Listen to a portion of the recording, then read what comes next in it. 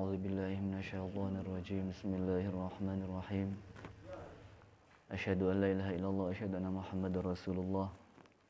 Allahumma shalli wa sallim ala sayyidina Muhammad wa ala alihi wa sahbihi ajma'in. Allahumma 'allimna ma yanfa'una wa anfa'na bima 'allamtana innaka antal 'alimul hakim. Walhamdulillahi rabbil alamin.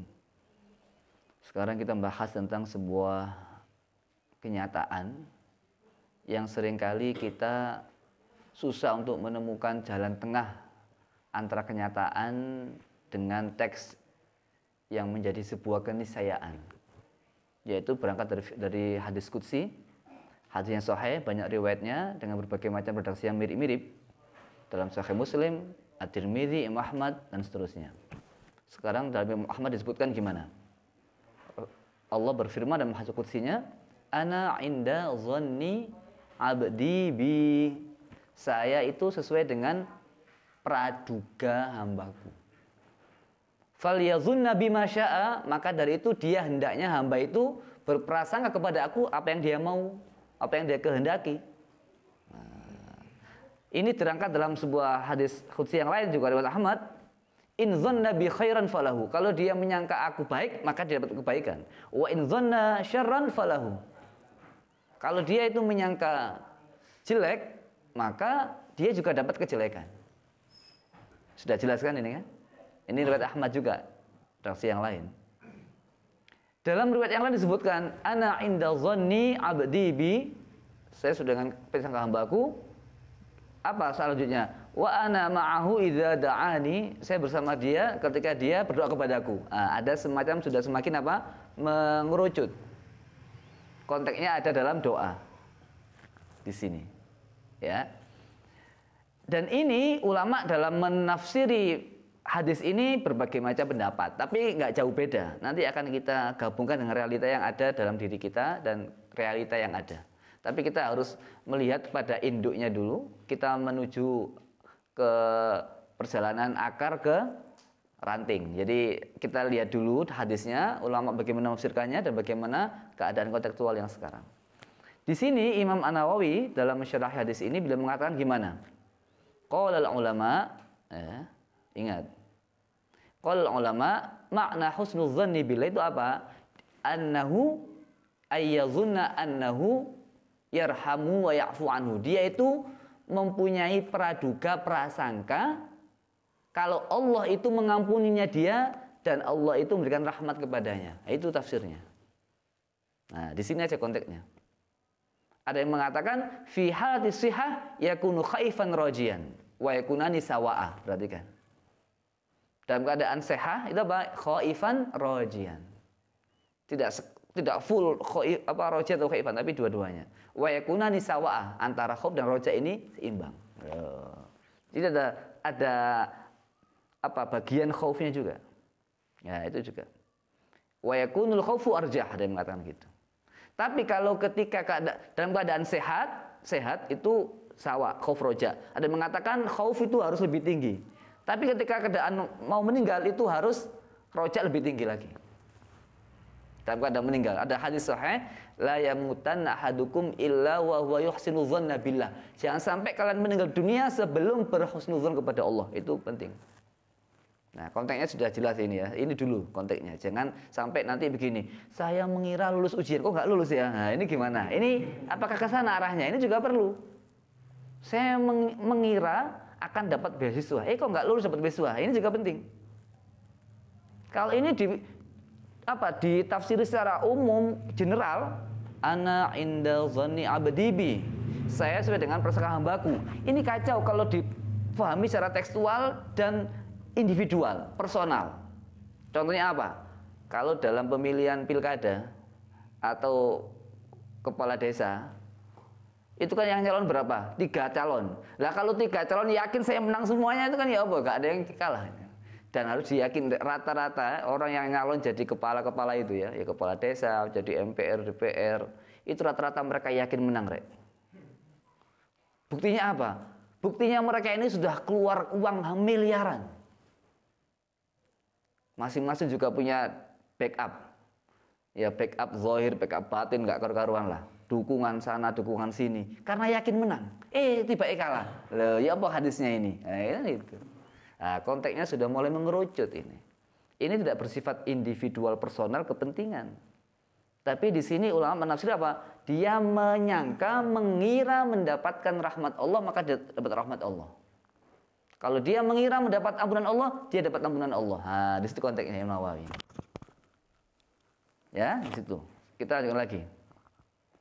Nah, ini juga sama dengan Imam Ibnu Hajar Al-Asqalani dalam Fathul Bari disebutkan ana inda dhanni 'abdi bi, apa maknanya? Ujazihi bihasabi dhannihi bi. Saya memberikan dia balasan sesuai dengan prasangka dia. Saya membalas dia, memberikan pahala sesuai dengan prasangka dia. Fa in raja rahmati wa dhanna anni a'fu anhu wa aghfiru lahu falahu dzalik. Kalau dia menyangka aku memberikan dia rahmat, ampunan, dia dapat ampunanku. Karena tidak ada yang mengharapkan rahmat Allah kecuali beriman. Itu sudah jelas itu. Tapi kalau dia itu wa in ya'isa min rahmati, tapi kalau dia itu putus asa dari rahmatku, ya dia enggak dapat rahmatku. Ya, la taqnatu min rahmatillah. Innahu la ya'asu min rahmatillah illal qaumul kafirun. Nah, jadi enggak boleh, ini yang dimaksud di situ konteksnya. Nah, terus di sini ulama yang lain dalam kitab Faidul Qadir, Ibnu Abi Jamrah, ini juga terkenal kitab ini ya, mengatakan apa? Yang dimaksud dhanna abdi bi, ana inda dhanni abdi bi itu apa? Dhannul ijabah inda du'a. Dia mengira prasangka diijabah oleh Allah doanya. Inda du'a saja. Wa dhannul al-qabul inda taubah. Dia mengira punya prasangka taubatnya sama Allah diterima. Ini maksudnya. Wa dhannul maghfirah indal istighfar. Jadi kalau kamu punya astagfirullahaladzim, kamu harus yakin Allah mengampunimu. Harus yakin seperti itu. Ya, gitu ya. Sekarang kita lanjutkan kepada konteks sekarang. Dalam hal ini Rasulullah Shallallahu Alaihi Wasallam telah memberikan kita gambaran beberapa hadis redaksi yang menguatkan penafsiran ulama terhadap hadis ana inda dhanni abdi bi. Gimana? Ud'ullaha wa antum muqinuna bil ijabah. Kamu harus berdoa, kamu harus yakin Allah ngasih ijabah. Harus yakin. Nah, ini penafsirannya. Jangan sampai kita doa kok nggak yakin ijabah. Hadis Abu Dawud, seingat Bu ya, itu gimana? Istajabu li ahadikum ma lam yasta'jil. Allah itu kamu doamu itu diijabah. Selama apa syaratnya? Ma lam yasta'jil, selama tidak tergesa-gesa. Kaifa yasta'jil ya Rasulullah? Gimana tergesa-gesa berdoa? Yaqulu ada'ullaha wa lam yustajab li. Hatinya ngomong, aku sudah berdoa tapi Allah enggak ngabulkan. Nah, itu termasuk isti'jal. Aku sudah doa tapi Allah enggak ngabulkan doa saya. Nah, ini isti'jal ini. Ini namanya dzon. Nah, itu. Kalau kamu sudah ngomong seperti ini, itu artinya prasangkamu mengatakan begitu. Kalau kamu prasangka enggak diijabah, Allah pun enggak ngijabah. Bukan konteksnya saya mengira ranking 1, kok ranking 10. Nah, ini bukan. Ini hubungannya bukan dzon yang dimaksud dalam hadis ini. Kan ana inda dzanni abdi bi terhadapku gitu loh, bukan terhadap dirimu sendiri gitu maksud saya. Bukan ana inda dzanni abdi bihi, bukan tapi bi saya gitu. Paham? Bukan ana inda dzannihi, bukan. Paham tak kira? Tapi ana inda dzanni abdi bi, terhadapku. Nah, terhadapku. Banyak orang yang nggak begitu. Banyak orang nulis status, nulis Facebook. Ya itu, saya yakin pasti berhasil. Tapi dia itu males-malesan. Ya hidup ini ya santai aja lah, nggak usah terlalu ngoyo gitu. Yakin sudah yakin, kok bisa? Ana inda dzanni abdi bi, ngawur ini. Nggak benar. Tapi kalau kalian bersungguh-sungguh mujahadah, siang malam berdoa kepada Allah, ya, siang malam belajar, tafaqquh fiddin, khidmah. Kamu yakin Allah akan memberikan rahmatnya kepadamu, Allah akan merubah hidupmu dengan lebih baik, pasti terjadi, pasti nggak pakai enggak itu. Karena kamu itu dzonmu kepada Allah, bukan pada dirimu sendiri. Paham maksudnya kira? Istilah kalau kalian mujahadah atas nama Allah, kamu yakin pasti saya berhasil. berhasil pasti. Cek, lihat teman-temanmu di pondok, mana ada temanmu yang mukhlis, ikhlas, mujahadahnya sungguh-sungguh, khidmahnya sungguh-sungguh, nggak berhasil, nggak ada. Satu pun nggak ada, satu aja nggak ada. Nah, di sini menunjukkan bahwasanya ana inda zanni abdi bi. Nah, bi-nya ini yang nggak tafsir sama orang-orang. Banyak orang hanya terhadap pikirannya sendiri. Dan itu Allah tegaskan dalam Al-Qur'an. Wa dzalikum dhannukumul ladzi dhanantum bi rabbikum fa'aradakum. Itu? Ya, gimana itu? Wa dzalikum dhannukumul ladzi dhanantum bi rabbikum aradakum, enggak pakai fa. Aradakum itu menghancurkan kalian. Sebelumnya itu apa? Walakin dhanantum annallaha la ya'lamu katsiran mimma ta'malun. Kamu itu menyangka Allah enggak ngerti apa yang kamu lakukan, Rek. Sehingga persangkaanmu itu menghancurkan dirimu. Lah. Jadi enggak semua dzon itu mesti nyoto, enggak. Banyak dzon itu enggak sesuai dengan kenyataan. Kalau dzon itu tidak digantungkan kepada Allah, tidak disandarkan kepada Allah, dan tidak untuk kepentingan atas nama Allah. Kamu pacaran, saya yakin sama dia bahagia. Padahal dia itu jarang sholat, sama mama nanti saya perbaiki, saya servis nanti. Saya isolasi, saya karantina, saya kasih pengajian sehari 7 kali misalkan. Ya kan? Oh nggak bisa. Atas nama apa kamu yakin dia itu akan jadi baik? Hanya prasangka saja? Nggak bisa. Kecuali begini, gimana? Istikharah. Istikharah kok selalu ketemunya dia yang nggak bagus. Misalkan. Oh iya, kalau Allah yang menghendaki, yakin bisa bagus dia. Gimana caranya? Saya mujahadah. Saya kasih Fatihah setiap hari 1000 kali. Oh gitu. Untuk merubah hatinya menjadi lembut. Bisa itu. Paham? Dengan atas nama Allah. Ya? Jadi tidak semua dzan itu Allah kabulkan. Dzan yang bersini apa? Dzan yang berhubungan dengan Allah. Ada sebuah hadis menarik, ini jangan sampai lupa hadis ini ya. Jangan sampai lupa. Gimana? Sebuah hadis mengatakan yang saya sampaikan beberapa hari yang lalu itu ya. Ini sahih, Sahih Ibnu Majah. Ini juga ulama mengatakan hadisnya sahih. Dakhala 'ala syabin wa huwa fil maut.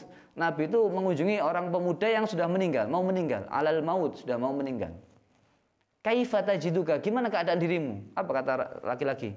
Qala arjullaha wa akhafu dzunubi. Ya Rasulullah, saya ini mengharap rahmat Allah, tapi saya juga takut dosaku ya Allah. Ya Rasulullah. Wajar, manusia harus begitu, Lek. Ini normal, ini hati yang baik. Arjullaha wa akhafu dzunubi.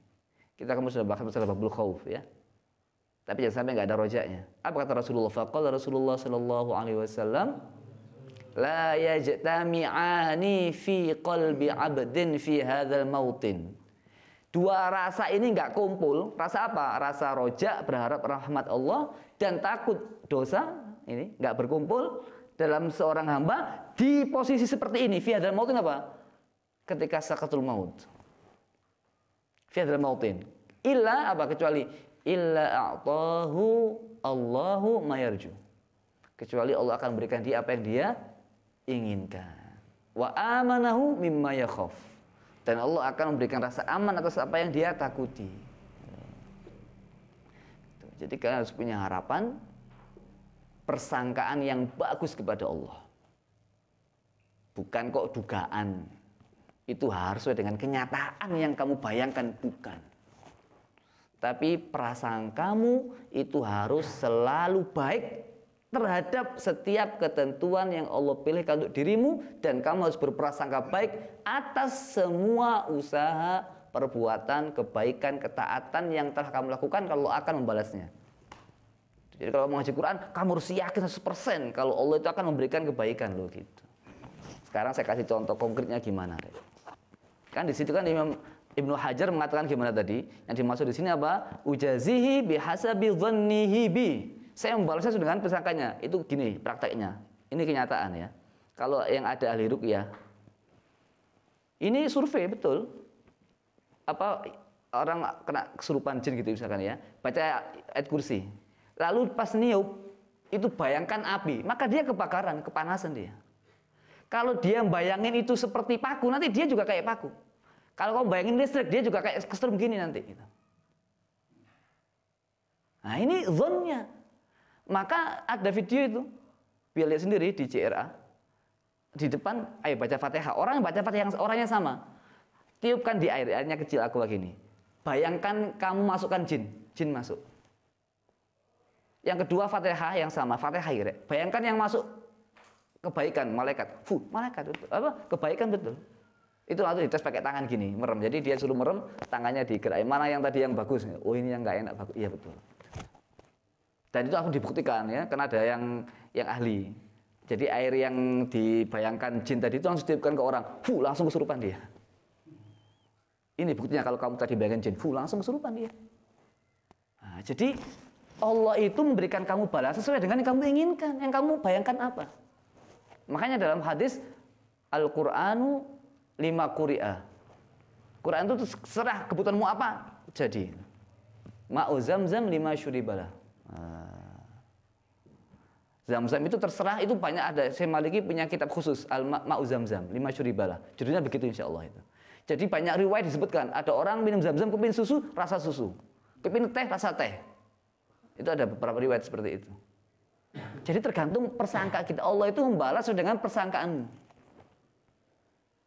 Maka orang baca Quran kepingin haji, bisa. Baca Quran kepingin dapat mobil, bisa. Itu ada kemarin di Malang. Sudah beberapa tahun saya di sini.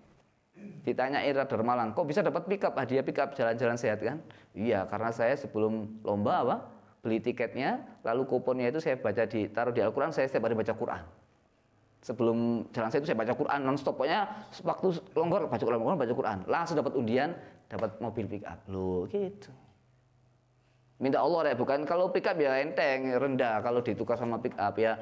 Bukan pick up-nya, minta sama Allah gitu. Itu yang mahal. Jadi makanya kalau ada orang baca Quran kok kemasukan jin, niatnya nggak beres, zonnya nggak bagus. Zonnya nggak bagus. Yang dibaca sama, tapi beda hasil karena zonnya berbeda. Jadi kalau kalian pernah ikut ilmu-ilmu tenaga dalam ya, pernafasan, itu bacaannya sama, la ilaha illallah, la ilaha illallah. Tapi musuh bisa terpelanting, bisa ketarik depan, terkelungkup, itu tergantung bayangan imajinasi orangnya. Jadi kalau membayangin ketarik ya, la ilaha illallah, tarik aja, tarik seret maju dia nanti. Kalau saya pernah baca bukunya Cak Nun juga sama. Tenaga dalam itu tergantung kekuatan imajinasi. Makanya dalam beberapa riwayat, dalam beberapa ayat itu kan ada bayangkan apa yang ada gitu. Seperti kita baca sur-sur itu kan bayangan. Sur-sur itu bayangan. Semua tergantung bayangan. Seperti kayak baca Alim bin Sada itu kan ya. Itu bayangan itu. Bayangan. Jadi Allah itu memberikan balasan sesuai dengan prasangka kita kepada Allah. Nah, jadi jangan disamakan setiap pradugamu mesti harus terjadi, tidak. Maka dari itu kalian yang bisa diambil dari materi ini apa? Jangan sampai kita berdoa lalu kita tidak mempunyai husnuzon kepada Allah. Itu saja. Kalau kamu baca istighfar harus yakin pasti Allah mengabulkan doa saya, pasti Allah mengampuni, harus begitu, nggak boleh ragu-ragu. Kan dalam kitab Risatul Amin Syekh Hasan As-Sazili menarik itu, redaksinya gimana itu? Ketika saya membaca Qul a'udzu birabbil falaq, tiba-tiba saya terdiam. Lalu saya dinampakkan ada suara gitu tiba. Ternyata yang dimaksud was-was itu apa yang dimaksud dengan was-was? Pas baca surah An-Nas itu ya. Itu adalah orang itu beribadah kepada Allah lalu dia itu digoda setan mengingat masa lalu tentang dosanya sehingga dia itu sama Allah pesimis nah gitu. Ini suara ini langsung yuqaluli gitu langsung. Jadi pas diam itu baca Quran diam. Lalu saya dinampakkan oleh Allah ya gitu kan. Urituhu ba'da dzalika tsumma yuqaluli. Ana suara langsung gitu ya. Dalam kitab Risalatul Amin fil wusul ila rabbil alamin, insyaallah itu kitabnya namanya. Risalatul Amin fil wusul ila rabbil alamin. Itu ada. Download itu bisa. Syekh As-Sazili tentang bab was-was itu. Nah, kamu juga gitu. Kalau kamu sudah kasih Allah kesempatan baca Quran, sudah kamu harus yakin kamu dipilih sama Allah untuk jadi ahlinya Allah. Kalau kamu dikasih Allah kesempatan baca selawat, kamu harus yakin bahwasanya semua hajatmu akan dikabulkan sama Allah. Cuma kapan? Rahasia. Bagaimana? Rahasia. Bentuknya apa? Rahasia. Dikabulkan? Pasti. Harus ingat. Allah menjamin ijabah. Tapi merahasiakan kapan? Merahasiakan bagaimana? Merahasiakan apa? Harus diingat itu, Rek. Ya, harus diingat. Nah, terakhir, gimana? Kisah begini. Ada orang sedekah. Kalau sedekah karena Allah, pasti Allah ganti lebih baik dan cita-cita kita akan digabungkan sama Allah. Ini cerita. Dia sedekah, kepingin keterima di perguruan tinggi. Yang sedekah nggak remeh-remeh, bukan 1.000-2.000, sepeda motor dijual, langsung sedekah. Wah, ini namanya langsung, Rek. Ini sedekah yang kelas berat ini. Hasilnya pun kelas berat. Sedekah dijual motornya. Apa yang terjadi setelah ujian? Keterima? Nggak keterima. Gimana zonnya? Apakah salah? Tidak salah. Kamu harus yakin di saat ini ditentukan imanmu itu. Loh, saya kok sudah sedekah sepeda motor kok nggak keterima ujian ya? Padahal saya sudah jual sepeda motor, sedekah ini padahal. Saya sudah sedekah ini, cepat kepingin nikah dalam waktu dekat kok belum nikah juga. Justru ditolak 3 kali kan misalkan. Habis nikah kok malah ditolak misalkan ya. Oh, kamu harus yakin.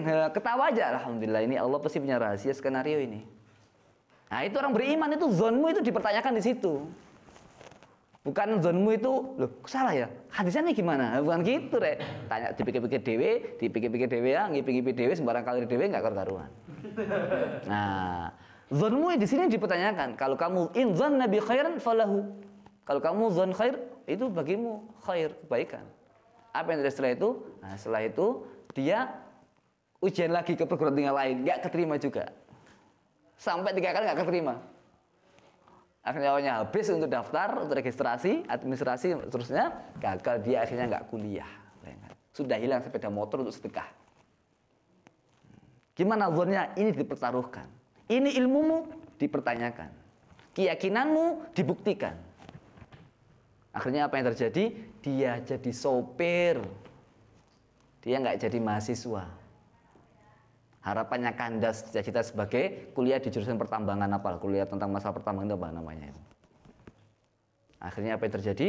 Setelah itu sopir nyupiri, bosnya nyupir, dia pembantu. Ya lainnya kuliah, ya pakai baju, pakai celana, kemudian pakai jasa alma mater, ospek kan, Zoom, gitu-gitulah. Buat tugas ke perpustakaan, ngetik ya, kayak keren-keren gitulah, di kafe bawa laptop gitulah. Terus pokoknya gitu-gitu dia. Yang dia nyupir bosnya. Apa yang terjadi, Rek? Lihat, Allah nggak mungkin berdusta. Inna wa'dallahi haqq. Inna wa'dallahi haqq. Wa man asdaqu minallahi qila. Apa yang terjadi? Ternyata bosnya itu diam-diam memperhatikan dan salut sama anak tadi itu. Masya Allah, ini kok apik, Rek. Akhlaknya itu bagus, sholatnya nggak ketinggalan, sopan santunnya bagus, kejujurannya bisa dipertaruhkan. Akhirnya itu kok mikir-mikir, ini saya ini orang sukses, banyak uang. Saya nggak butuh orang menantu yang kaya, saya butuh menantu yang jujur. Mikir-mikir dia, sama Allah dibuka. Punya anak gadis satu-satunya torek, warisan mutlak milik dia.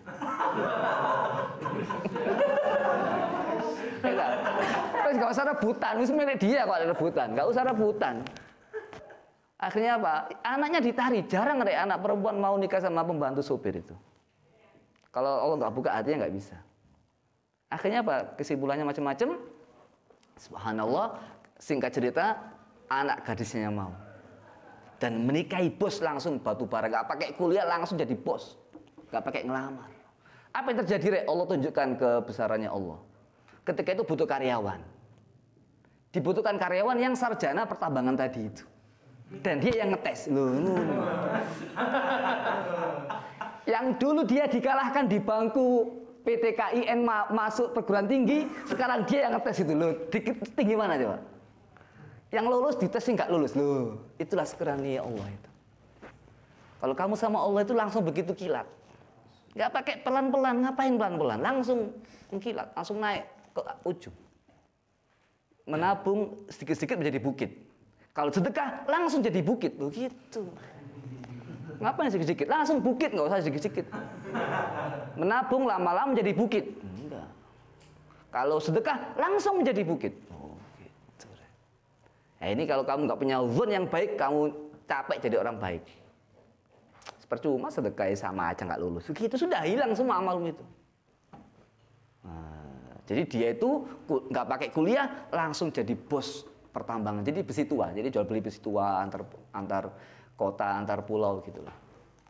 Dan dia itu sudah menguasai tekniknya gitu. Lah butuh karyawan itulah dulu yang dia itu rivalnya yang ngetes dia nggak lulus itu.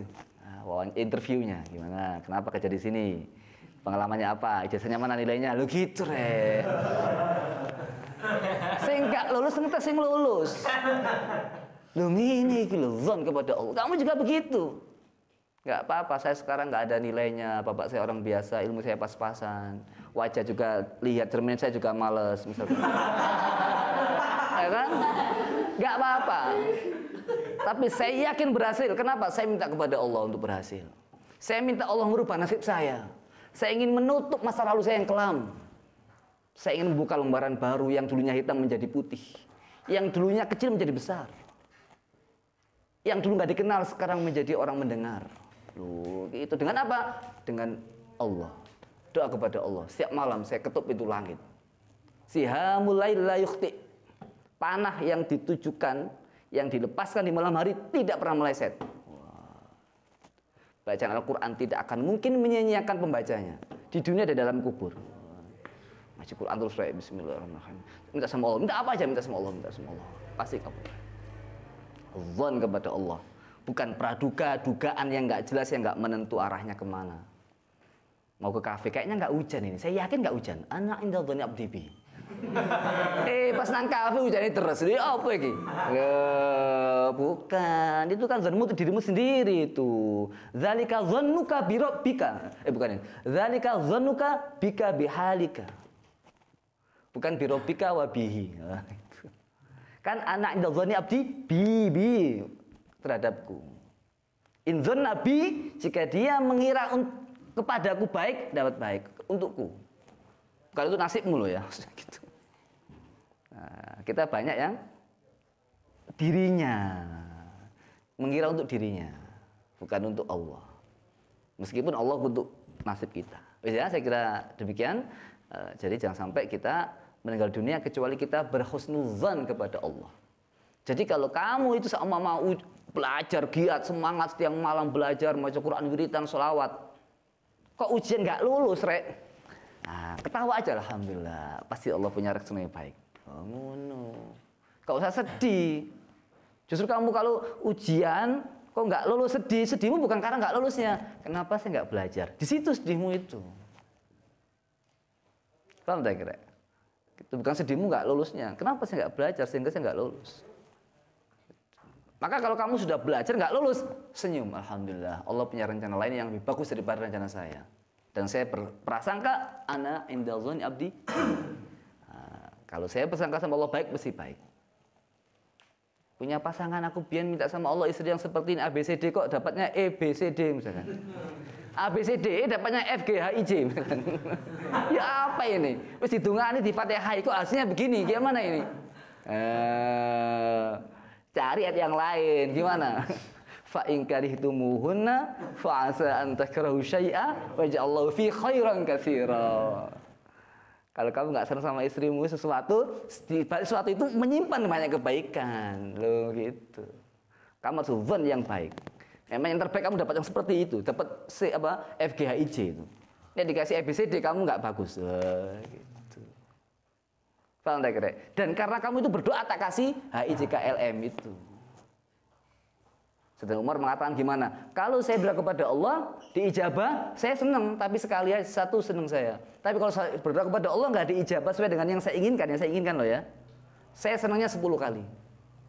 Karena itu keinginan Allah. Yang pertama keinginan saya sendiri, loh begitu. Maka harus bersangka fal yuhsinil dzanna billah. Maka kamu dalam keadaan apapun juga harus berhusnuzan kepada Allah. Jangan sampai sedikit pun nggak berhusnuzan. Apa saja harus berhusnuzan. Makanya ajaban li amril mu'min, orang itu aneh, istimewa. Kenapa? In asabahu syarrun sabar. Kalau ketimpa kejelekan sabar. Wa in u'tiya khairan syakar. Kalau dikasih kebaikan dia bersyukur. Ngono itu orang beriman. Bukan kok semua tergantung zon saya gimana? Zon saya gimana? Enggak. Hanya gara-gara ana inda dzanni abdi bima ikut doa. Itu banyak statusnya itu. Saya yakin juga akan datang sendiri. Tapi apa? Ngegame aja nggak bisa. Saya yakin sukses. Kok tahu? Zon, saya punya keyakinan yang sangat kuat itu. Ya gimana nggak anak usaha kok ada keyakinan? Itu tipu daya setan itu.